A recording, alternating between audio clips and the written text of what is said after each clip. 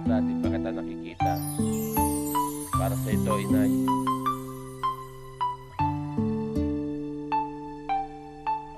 Oh yeah.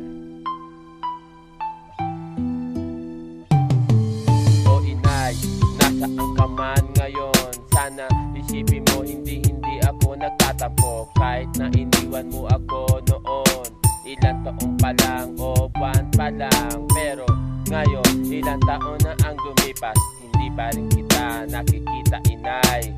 Nasaan ka man ngayon? Sana inay, sana ay nasa mabuti kang kalagayan. Pagmamahal mo ay inaasam-asam, pero di mo magawa dahil di mo ako kasama.